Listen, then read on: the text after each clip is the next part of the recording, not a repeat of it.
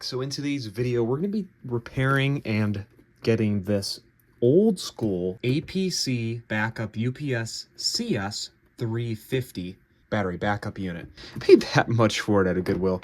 We'll just pretend that didn't happen because that was way too expensive for one of these. But they kind of go for that same price on eBay without a battery, as far as I know.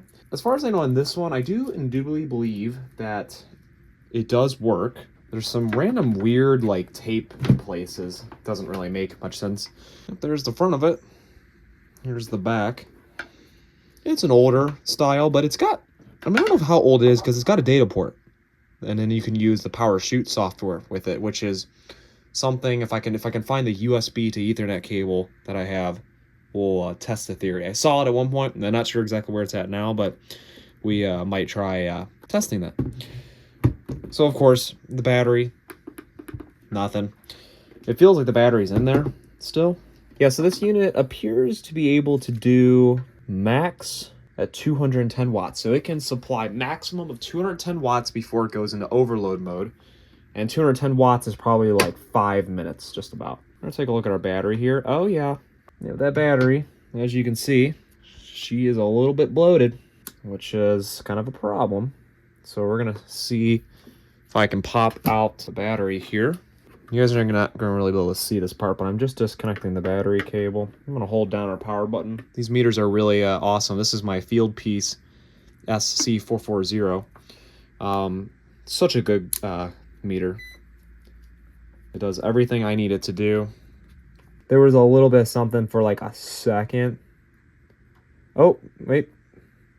Yep, I know it says negative, but it's because I got the terminals reversed, but 5 volts, that battery is done. I'm surprised it even did that. If you probably put out a load under it, it would probably immediately go to 0. Kind of amazed, honestly. That's what happens when you leave the batteries in them for too long. You really should replace them every 3 years, no matter if they still work or not. Oh, actually, never mind. It's gonna come right out. Okay. All right, we gotta be very careful with this because I don't know if it's leaking really bad or not anywhere. I need to just remove it quickly. Oh, it's not too bad. No, that battery's not too bad at all, actually. And that's a true APC RBC battery. Looks like we're reading 12 volts. That's exactly what we want. Don't want anything lower. If it goes past 10 volts, it's completely dead. You will not and should not use it anymore after that. Okay, let's see. Of course, I don't have any padding. Where was the padding on that side? So what I could do is I could take this battery, put this up here, take this padding. It probably won't come off good. No, it's not going to come off right. Yeah, normally I would like to have padding on it, but it should be okay. So we got our red and our black terminal there. It's going to be plugged in the same exact way.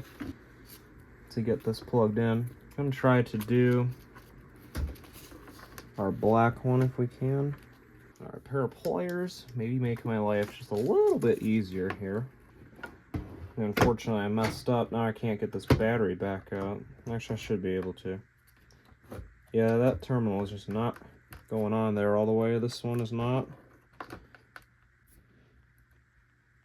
What I'm doing is I'm just giving it a little bit of a squeeze so that it bites back down again. It looks okay. I know this is me being extremely peculiar with it, but just gotta be extra precautious. Well, it's a little scary. I guess here goes nothing. Oh. Yep, online. Right there. Sounds good too. I'm assuming that it's running right now. We can test that theory too. Plug this back in. It's not that loud either. It doesn't have, I don't hear an alarm on it, but the alarm might be silenced. So what I'm going to do is I'm just going to go ahead.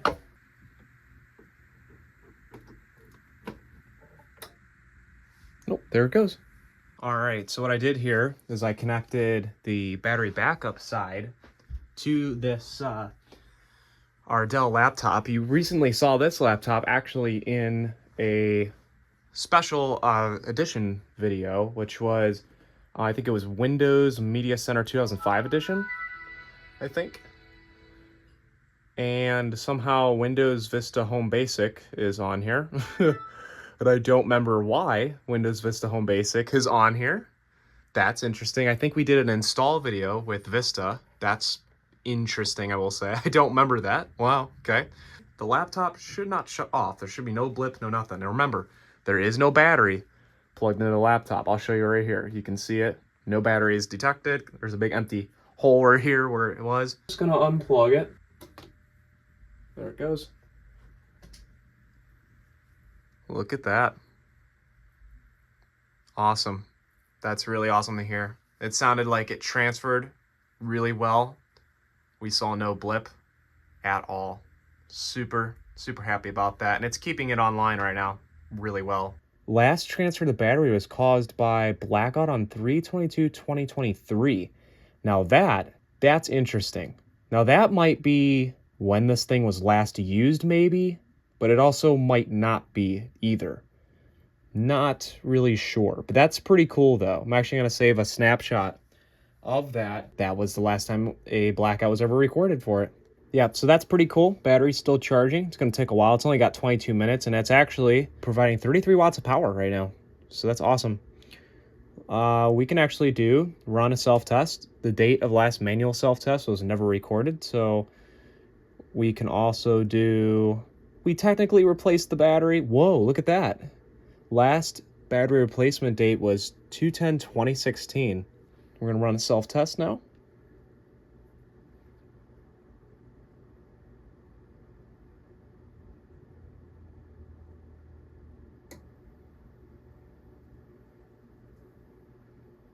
I also want to see how far the battery drops down in percentage too, just to kind of get a rough estimate of how that battery's doing in there. Yep, date of last manual self-test. It passed everything. All systems are go. That's awesome. Well, everyone, looks like our UPS is running really smooth. That's really awesome for being a Goodwill battery backup. So everyone, I want to say thank you so much for watching. Please like and subscribe. And as always, I will see you in the next one.